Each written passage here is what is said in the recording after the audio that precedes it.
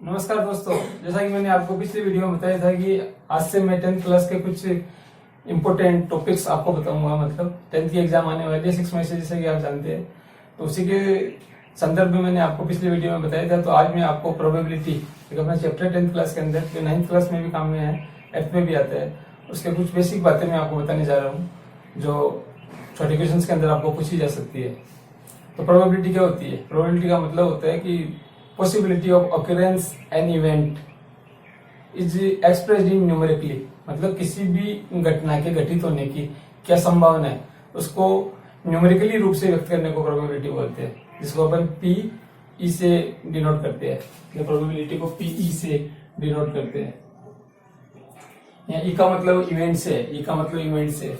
जैसे अपन आसमान में बादल देख के बोलते हैं कि आज बारिश आ सकती है, या आसमान बिल्कुल साफ है तो अपन बोलते हैं कि आज बारिश नहीं आ सकती। तो किसी भी घटना का अंदाजा लगाना नहीं, ये प्रोबेबिलिटी होता है, अनुमान लगाना। मतलब प्रोबेबिलिटी का जो वाइडली यूज होता था वो 13th सेंचुरी 19th सेंचुरी में यूज होता था। उस समय के जो प्रसिद्ध मैथमेटिशियन थे, जे कार्डन, ब्रुनोली, लाप्लास, ये सब प्रोबेबिलिटी के जनक माने जाते हैं। मतलब जे कार्डन तो प्रोबेबिलिटी पे एक फर्स्ट बुक भी लिखी थी, द गेम ऑन चांस। इस बुक के बारे में आपको किसी ने पूछ सकते हैं, वो road the first book on probability. तो जे कार्डन नाम आपको ध्यान रखना है।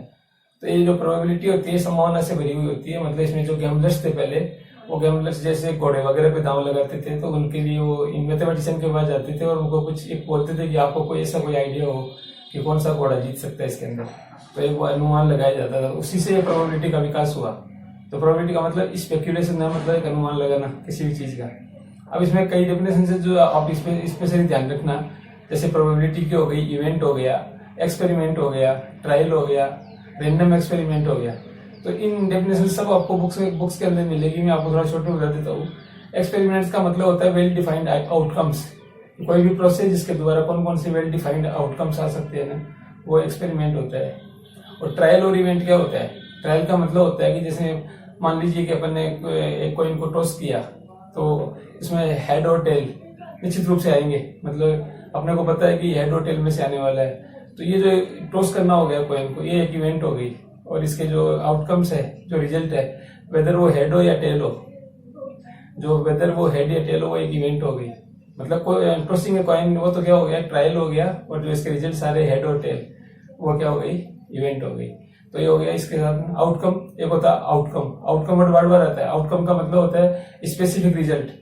जो भी अपने पे एक्सपेरिमेंट किया उसका स्पेसिफिक रिजल्ट क्या है, वो उसको आउटकम बोलते हैं। ठीक है। तो ये इवेंट मैंने बताया आपको, ट्रायल मैंने आपको बताया, आउटकम बताया मैंने आपको, प्रोबेबिलिटी के बारे में बताया कि प्रोबेबिलिटी क्या होती है। प्रोबेबिलिटी का फार्मूला होता है P equal to favourable outcome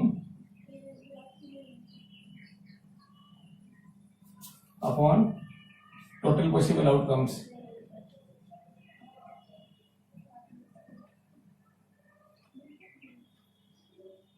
इस फार्मूले से अपन प्रोबेबिलिटी निकाल सकते हैं। एक होता है इसमें रैंडम एक्सपेरिमेंट। रैंडम एक्सपेरिमेंट का मतलब ये होता है कि जैसे अपन कोई भी एक्सपेरिमेंट करते हैं तो उसके रिजल्ट्स अपने को एडवांस में पता होते हैं। जैसे अपन मान लो एक डाइस थ्रो करते हैं, डाइस पे 1 से लेकर 6 तक लिखते हैं। जैसे अपन सांप सीढ़ी लूडो वगैरह खेलते हैं, तो अपने को एडवांस में पता है कि ये 6 रिजल्ट आ सकते हैं। तो ये रैंडम एक्सपेरिमेंट हो गया। लेकिन अपने को ये पता नहीं कि इनमें से कौन सा रिजल्ट आएगा। तो रैंडम एक्सपेरिमेंट से आप समझ गए कि जिनके आउटकम्स के बारे में अपने को पहले से पता है, लेकिन कौन सा आउटकम आने वाला है, कौन सा रिजल्ट आने वाला है, वो अपने को पता नहीं होता। वो रैंडम एक्सपेरिमेंट होता है। एक होता है equally likely outcomes. Equally likely outcomes का मतलब ये होता है कि जितने भी आउटकम्स आने वाले हैं उन सब के आने की इक्वल पॉसिबिलिटी हो। जैसे मान लीजिए कि अपन सिक्के को टॉस करते हैं, कॉइन को टॉस करते हैं, तो 2 रिजल्ट आने हैं, हेड और टेल। उनमें से कौन सा आएगा ये लिखना है। दोनों की अपने को पता नहीं है और दोनों के आने की इक्वल पॉसिबिलिटी है। तो अगर दोनों रिजल्ट्स के आने की पॉसिबिलिटी इक्वल होती है तो ऐसे रिजल्ट को इक्वली लाइकली आउटकम्स बोलते हैं। तो ये कुछ डेफिनेशंस मैंने आपको बताई है जो आपको विशेष रूप से ध्यान रखनी है। इसके अलावा एक क्वेश्चन ये पूछ लेते हैं कि व्हाट इज द प्रोबेबिलिटी। तो प्रोबेबिलिटी का फार्मूला लिख सकते हो, डेफिनेशन मैंने आपको बताई वो लिख सकते हो।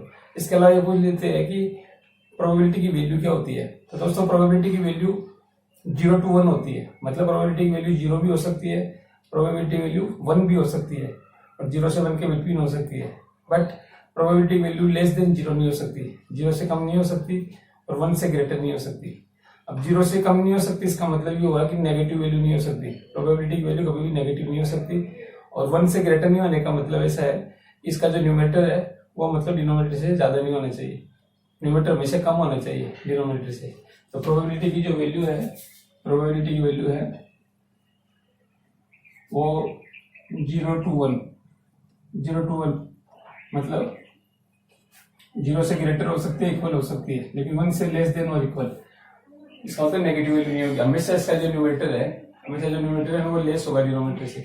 जैसे प्रोबेबिलिटी का अपन ने कॉइन को टॉस किया, तो कॉइन में मान लो हेड आया, आपने हेड लाना चाहते थे अपन, तो 1/2 हो जाएगा, क्योंकि फेवरेबल आउटकम 1 हो गया और टोटल पॉसिबल आउटकम वो 2 हो गया, इसका आंसर 1/2 हो जाएगा। तो प्रोबेबिलिटी का ये खास बात है जो मैंने आपको बताई, वो आपको विशेष रूप से ध्यान रखनी है। इसके अलावा आपको ये ध्यान रखना है कि जैसे अगर कॉइन को 2 टाइम्स टॉस करते हैं अपन, जैसे 1 टाइम टॉस करेंगे तो 2 पॉसिबल आउटकम्स होंगे, हेड और टेल।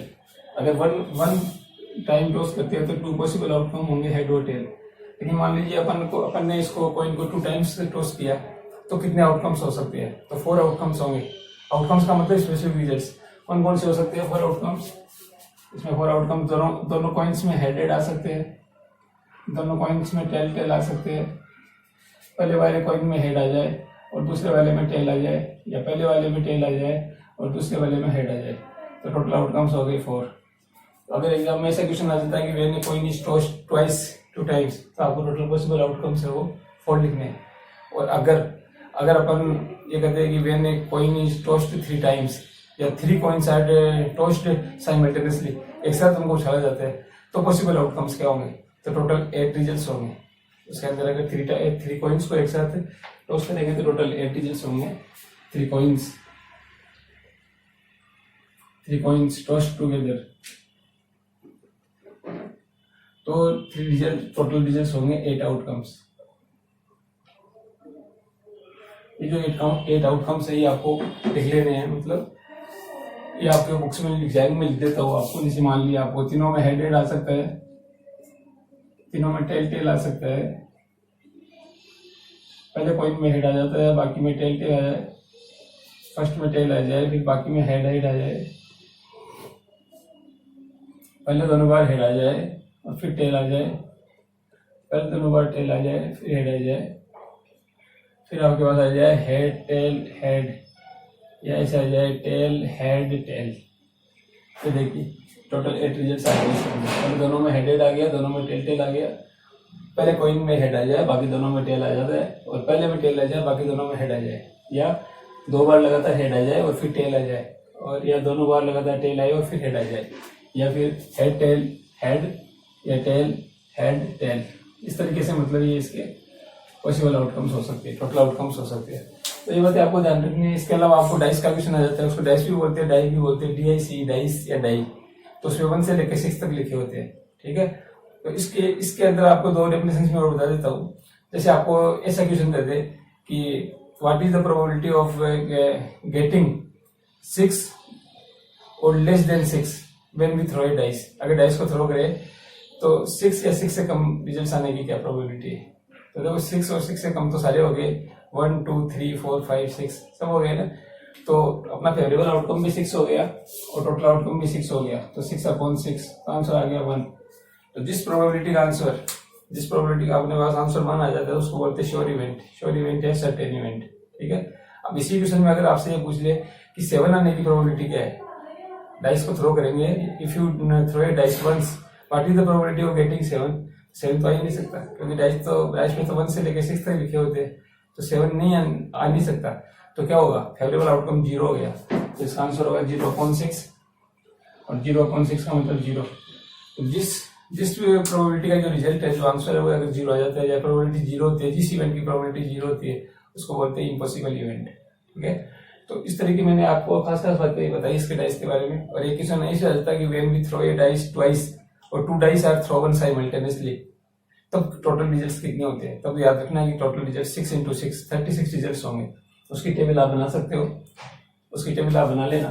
जैसे मान लो कि जैसे पहली डाइस में 1 आ रहा है, दूसरी में 1 आ गया, फिर 1 2, फिर 1 3, फिर 1 4, 1 5 और 1 6 ऐसे। फिर आप 2 से स्टार्ट हो जाइए, फिर आप 2 से स्टार्ट हो सकते हैं, जैसे 2 1, 2 2, 2 3, 2 4, 2 5 और 2 6 ऐसे आपको कंटिन्यू लिखना है। मतलब फिर आप 3 1 3 2 3 3 3 4 3 5 3 6 और फिर 4 1 4 2 4 3 4 5 4 6 फिर 5 1 5 2 5 3 5 4 5 5 5 6 और फिर 6 1 6 2 6 3 6 4 6 5 6 6 टेबल आपकी बुक में बनाई हुई है। तो ये यहाँ तक का आज मैंने आपको टॉपिक बताया है। अब जो नेक्स्ट वीडियो में आपको कार्ड्स के बारे में बताऊंगा कि कार्ड से संबंधित कैसे क्वेश्चंस आते हैं प्रोबेबिलिटी के और उनको कैसे सॉल्व करना है, किस तरह से उनको याद रखना है, वो सारी बातें मैं आपको बताऊंगा। साथ ही कुछ इंपॉर्टेंट क्वेश्चंस है उनके बारे में भी आपको बताऊंगा। तो नेक्स्ट वीडियो भी आप जरूर देखिएगा। आशा ये वीडियो आपको अच्छा लगा होगा, पसंद आया होगा। तो वीडियो को लाइक शेयर और सब्सक्राइब जरूर कीजिएगा। थैंक्स, मिलते हैं नेक्स्ट वीडियो में।